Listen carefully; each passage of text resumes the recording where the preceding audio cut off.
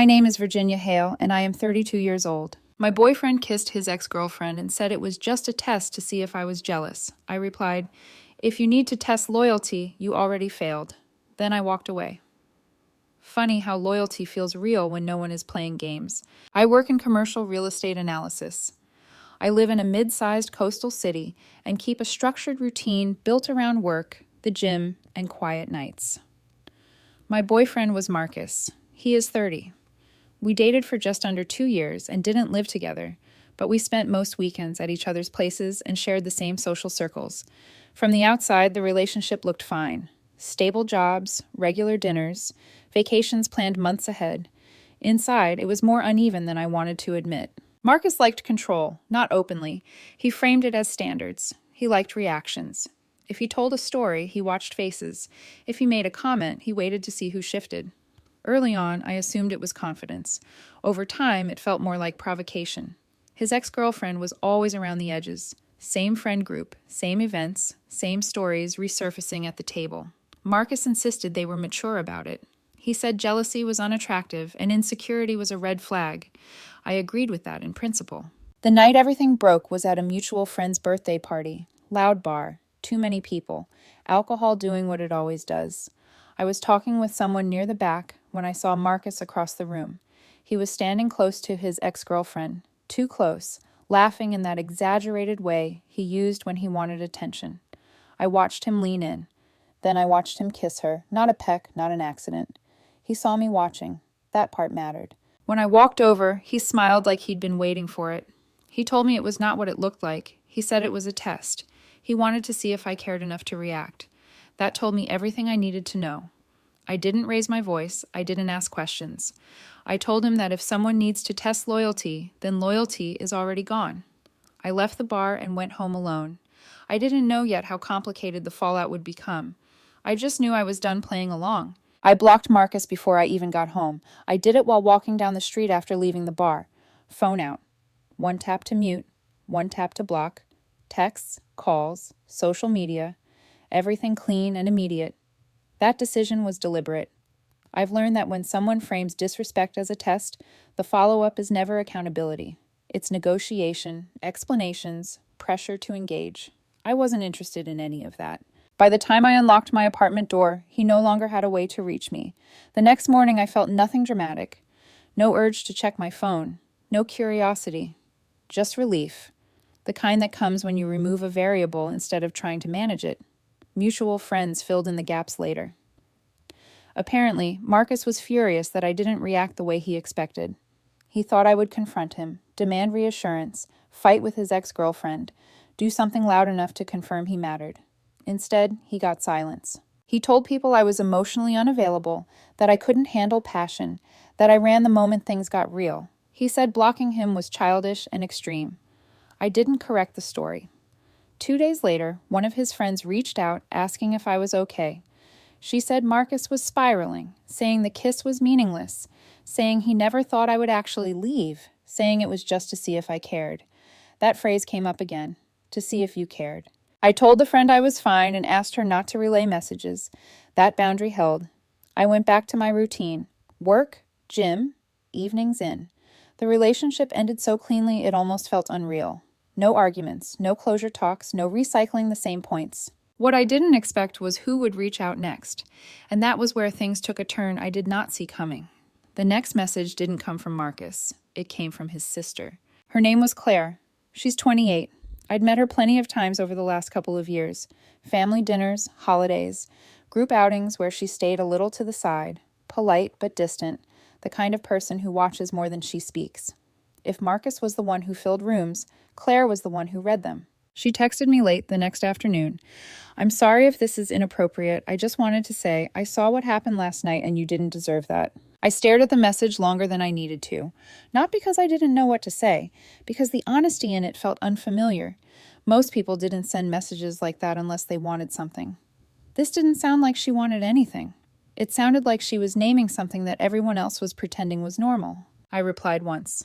"Thank you. I appreciate that. I kept it neutral on purpose." She responded almost immediately. Said she hoped I was doing okay. Said Marcus had a habit of turning relationships into experiments. Said this wasn't the first time. That was new information. Not shocking, but new in the way that suddenly makes a whole year make sense. It wasn't a long conversation, just a few messages, no gossip, no trash talk.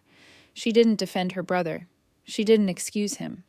She simply acknowledged reality and then let it sit there without trying to soften it. Over the next week, she checked in once more, then again a few days later. Always respectful, always measured, never pushing, never fishing for details. I noticed something important. She wasn't trying to pick a side so she could feel righteous about it. She was trying to be honest. Meanwhile, the friend group kept doing what groups like that always do. They filled the empty space with stories, because silence makes people uncomfortable, and they rush to plug it with whatever version is easiest to digest. I heard through mutuals that Marcus was telling everyone I was emotionally unavailable, that I couldn't handle passion, that I ran the moment things got real, that blocking him was childish and extreme. It didn't bother me the way it probably should have, not because I was above it, because I'd been here before. When someone needs a reaction, they'll punish you for denying them one. Marcus wasn't upset that I left. He was upset that I left quietly. Quietly meant he didn't get to be the one who framed the ending. 2 days after the party, one of his friends asked if I was okay. She said Marcus was spiraling, insisting the kiss was meaningless, insisting he never thought I'd actually leave, insisting it was just to see if I cared. That phrase again, to see if you cared. Like loyalty was something you had to prove under pressure. I told her I was fine and asked her not to relay messages. That boundary held, but the pressure didn't stop. It just shifted shape. Instead of Marcus contacting me directly, people started hovering around me with indirect questions. So are you two talking? Do you think you'll forgive him? Maybe he didn't mean it like that. They said it like forgiveness was inevitable, like leaving was just a stage before returning. I went back to my routine. Work, gym, evenings in. The relationship ended so cleanly it almost felt unreal. No arguments, no closure talk, no long postmortem. I thought the silence would be the end. Then Claire asked if I wanted to grab coffee. Public place, middle of the day, no expectations. I said yes because the way she asked didn't feel like pressure. It felt like offering space. We talked about work, about family dynamics, about how exhausting it is to grow up around someone who needs constant reactions. She said something that stuck with me. That chaos feels normal when you grow up inside it, but peace can feel unfamiliar. That line explained more than she probably realized, because I had been telling myself for months that Marcus was just intense, that intensity meant passion, that his need to test me meant he cared. Sitting across from Claire, I realized how wrong that was. She wasn't defending him. She wasn't asking me to reconsider. She was naming the system out loud. When I got home, I felt lighter, not because I was interested in her, not like that, not yet, because for the first time I understood the environment I'd been dating into.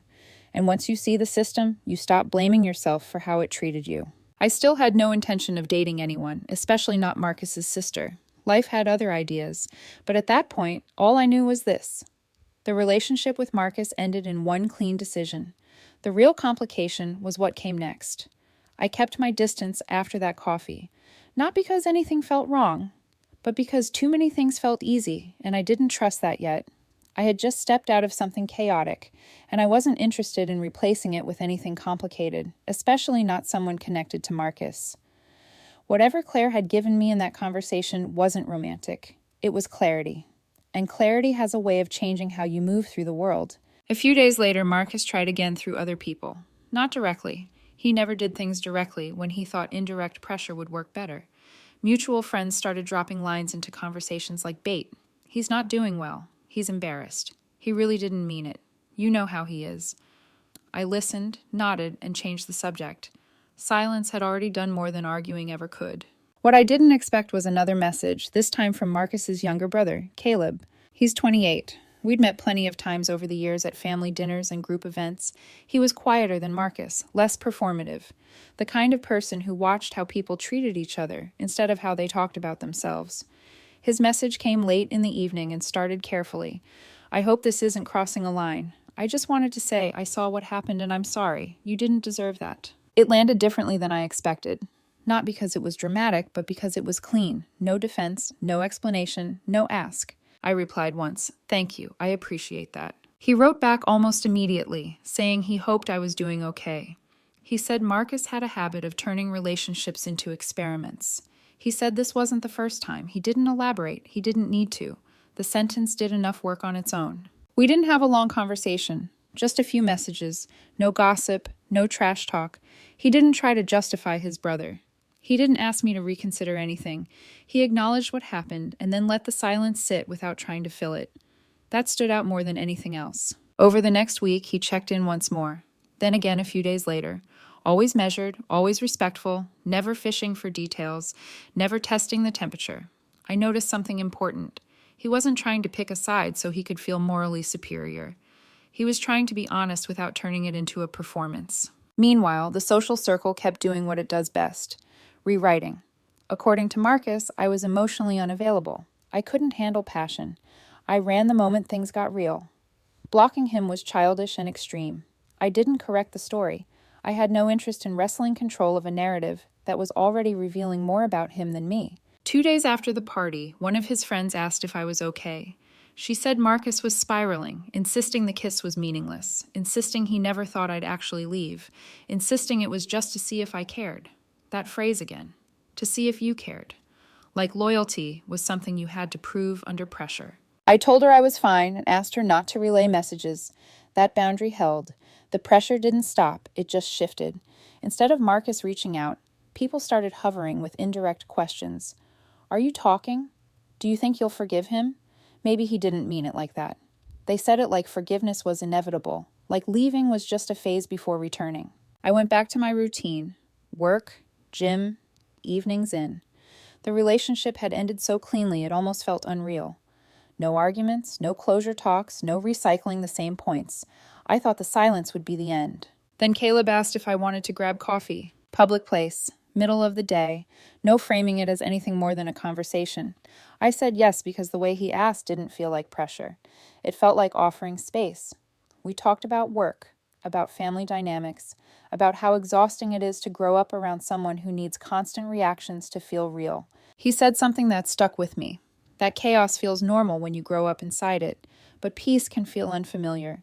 That line explained more than he probably realized, because I had been telling myself for months that Marcus was just intense, that intensity meant passion, that testing meant caring. Sitting across from Caleb, I realized how wrong that was. There was no flirting that day, just clarity. When I got home, I felt lighter, not because I was interested in him, but because I finally understood the system I had been dating into. And once you see the system, you stop blaming yourself for how it treated you. I still had no intention of dating anyone, especially not someone connected to Marcus. Life, as it turned out, had other ideas. I kept my distance after that coffee, not because anything felt wrong, but because too many things felt easy, and I didn't trust that yet. I had just exited something chaotic, and I wasn't interested in replacing it with anything complicated, especially not someone connected to Marcus.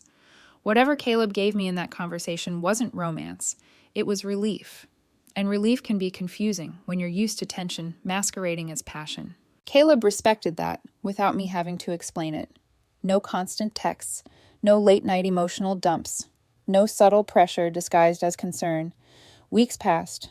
We crossed paths once at a group gathering and spoke like normal adults. Marcus wasn't there. That mattered more than I expected. Eventually, Caleb asked if I wanted to grab dinner. Not framed as a date, just food. I said yes because there was no expectation attached to it. Dinner was calm. No probing questions about my breakup. No defense of his brother. He acknowledged the situation once and said he didn't agree with how it was handled. Then he let it go. That was new for me. As we talked, I noticed something subtle.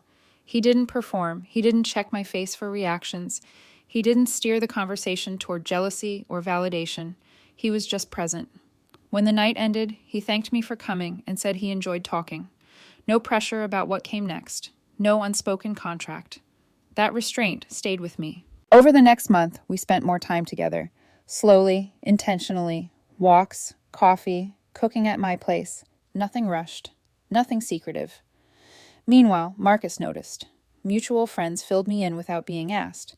He wasn't angry about the breakup anymore. He was angry about who I was spending time with. According to him, it was a betrayal. According to him, siblings were off limits no matter what happened before. According to him, I was doing this to hurt him. I heard all of it secondhand. I didn't respond. What struck me was the contrast. One brother treated people like variables in an experiment. The other treated people like people. Eventually, Caleb and I acknowledged what was already happening. We were dating, not to make a point, not to provoke a reaction, because it felt real and uncomplicated. One night, he said something that sealed it for me. He said he never felt the need to test me because trust isn't built through traps. That was when I knew this wasn't a rebound. It was an upgrade in how relationships were supposed to feel. Once it became clear Caleb and I were actually together, Marcus escalated. He tried to reach me through friends, coworkers, even a distant cousin I barely spoke to. The message was always the same. I was cruel. I was doing this on purpose. I was crossing a line. Caleb didn't stay silent. He handled it quietly and directly. He told his brother he wasn't stealing anything. He told him that kissing an ex in public wasn't a test. It was a choice. And he told him that if he wanted loyalty, he needed to stop treating people like props. That conversation didn't go well. Marcus accused him of always competing, of being jealous, of waiting for an opening. Caleb told him that was projection and ended the call. No shouting, no theatrics, just boundaries. Watching that was eye-opening. With Marcus, every conflict became a performance. With Caleb, conflict was something to resolve or exit. No audience required. Our relationship kept growing without friction. We spent time with each other's friends, made plans without contingency clauses. If one of us said we'd do something, we did it. One night, I asked him if he ever worried I'd test him the way his brother tested me. He said no, because if I ever felt the need to test him, I'd tell him instead. And if I didn't trust his answer, the relationship would already be broken. He smiled and said, "Good." Once Caleb and I were openly together, the noise around us shifted. It didn't explode, it thinned. Friends who thrived on commentary slowly drifted away. Invitations changed. Group chats went quiet. People who valued calm stayed. People who needed drama found somewhere else to stand. That filtering happened without either of us trying. It was almost elegant. Marcus didn't disappear right away. He escalated in smaller, sharper ways. He unfollowed, then refollowed, then blocked, then unblocked. He posted vague captions about betrayal and boundaries, about people who pretend to be loyal while crossing lines. Anyone who knew the context knew exactly who he was talking about. We ignored it. That seemed to bother him more than confrontation ever could. Caleb admitted something one night while we were making dinner. He said growing up, Marcus always needed to be the center. That relationships were less about connection and more about leverage. When Caleb stopped reacting, Marcus would provoke harder. He said seeing me walk away immediately had shaken his brother more than the kiss ever did. That made sense. People who test boundaries panic when someone enforces one cleanly. We took a short trip together not long after. Nothing extravagant. Just a few days away from the city. No agenda, no posting, no audience. Mornings were slow, evenings were quiet. On the drive back, Caleb said something that stayed with me. He said he'd never been in a relationship where he didn't feel like he had to perform loyalty instead of just live it. That was the difference. With Marcus, loyalty was something to prove under pressure. With Caleb, it was assumed and rarely questioned. Back home, life settled into a steady rhythm. Work, dinners, weekends that didn't feel fragile. Marcus faded into background noise, and for the first time I understood that what he'd called boring was actually stability. And stability was something I'd been missing longer than I realized. The last attempt Marcus made was subtle. He went through their parents. Caleb told me about it while we were cooking one evening. His mother had called, asking if he was sure about me, asking if this was really worth the damage to the family. It was framed as concern, but it carried Marcus's talking points. Caleb handled it calmly. He said no one damaged the family by refusing to accept disrespect. He said he didn't steal anything. He said he didn't create the situation. He simply chose not to lie to himself to keep the peace. That conversation ended awkwardly, but it ended. What followed was silence. From Marcus, from extended family, from anyone who expected this to blow up into something bigger. It never did. Instead, things normalized. Caleb and I kept building something ordinary and solid. We planned a longer trip, talked about moving in eventually, without deadlines or ultimatums. If something bothered us, we said it directly. No traps, no tests, no waiting to see if the other person would guess correctly. One night, I asked Caleb if he ever worried about how this all started, about how people might judge it. He said people who reduce stories to surface details were never going to understand the truth anyway. He said loyalty isn't about optics, it's about consistency when no one is watching. That answer stayed with me. By then, Marcus had mostly disappeared from our lives. Not because he accepted it, because he ran out of leverage. People who play games need players. We stopped playing, and that was when everything truly settled. By the time fall came around, the situation no longer felt tense. It felt finished. Our relationship wasn't defined by how it started, but by how it functioned day to day. Quiet mornings, shared errands, plans that didn't feel like negotiations. What stood out most was how little emotional energy it required. A mutual friend mentioned Marcus in passing once, said he was dating someone new, said he talked about loyalty a lot, said he framed himself as someone betrayed by people he trusted most. I nodded and changed the subject. There was nothing left to say. We eventually ran into Marcus at a larger family event. No confrontation, no scene. He avoided eye contact. When he did look over, there was no anger left, just disbelief.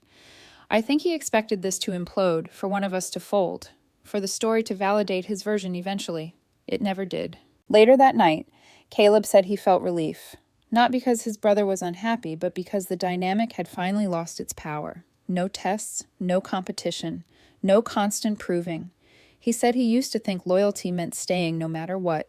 Now he saw that loyalty to yourself had to come first, or nothing else mattered.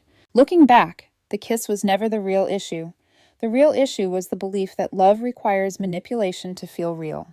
That insecurity should be disguised as playfulness. That respect is optional if it can be explained away. Walking away that night wasn't emotional. It was logical. Dating Caleb wasn't revenge. It wasn't a statement. It was simply choosing someone who didn't need chaos to feel connected. Funny how loyalty feels real when no one is playing games.